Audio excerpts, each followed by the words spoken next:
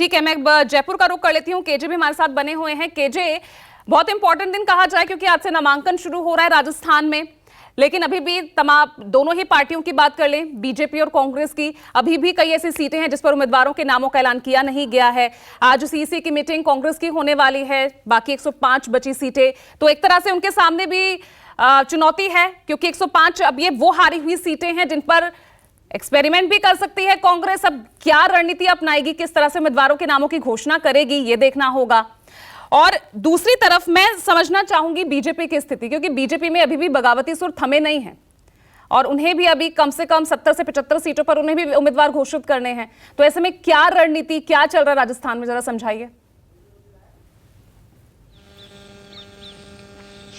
जी देखिए, आपने ठीक कहा कि कहीं ना कहीं चुनौती है, और चुनौती केवल राजनीतिक दलों के कार्यकर्ताओं के बीच में नहीं है, आम जनता भी एक तरह से कश्मकश में है, क्योंकि सभी राजनीतिक दलों ने कहा था कि वे वक्त पर अपने प्रत्याशियों के नामों का ऐलान कर देंगे। अब वक्त कहाँ रहा, क्योंकि आज से नॉमिनेशन शुरू हो जाएगा और 6 तारीख तक नॉमिनेशन चलेगा।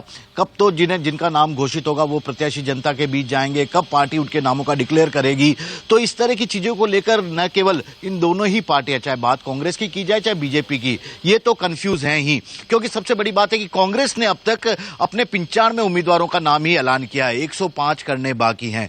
बीजेपी 124 कर चुकी है। लेकिन दोनों ही दलों में जिस तरह से अब तक की सूची सामने आई है, उसके बाद एक चीज साफ है कि दोनों ही दलों में कहीं ना कहीं बगावती सुर सर उठाने लगे हैं। बीजेपी में सबसे ज्यादा अभी नजर आ रहा है, करीब 24 सीटों पर बीजेपी के बागी उम्मीदवार बीजेपी के ही खिलाफ अपना उम्मीदवारी ठोक दिया है। वे निर्दलीय उम्मीदवार के तौर पर नाम पर्चा भर रहे हैं आज।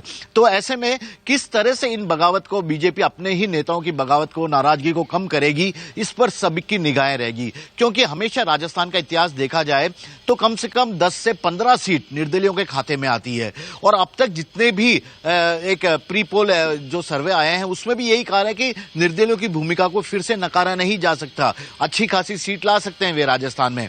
तो ऐसे में जो अगली सूची जारी होगी कांग्रेस की, ऐसा कहा जा रहा है कि आज कांग्रेस चुनाव समिति की बैठक है, उसके बाद अगली सूची जारी हो जाएगी, कांग्रेस की जंबो लिस्ट आएगी, यह भी कहा जा रहा है। लेकिन क्या कांग्रेस अब जो नया एक्सपेरिमेंट करने वाली, क्योंकि 100 सीटें जो 95 सीटों पर ऐलान किया है उसमें अशोक गहलोत और सचिन पायलट को नाराज न हो, उनके सभी समर्थक विधायकों को, सिटिंग विधायकों को टिकट दे दिया।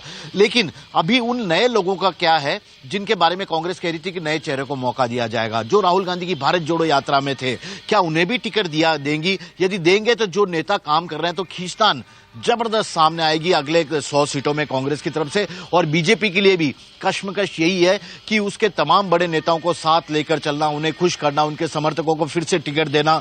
उसके आधार पर यदि बीजेपी चल रही है तो बीजेपी की केंद्रीय नेतृत्व की रणनीति बहुत ज्यादा राजस्थान में कारगर होती नहीं दिखाई दे रही। बिल्कुल, तो बहुत इंटरेस्टिंग अब यहां पर भी फाइट दिख रही है, दोनों ही पार्टियों के सामने तो है ही, लेकिन अंदर भी जबरदस्त फाइट दिख रही है, वो तस्वीरें हम लगातार दिखा भी रहे हैं।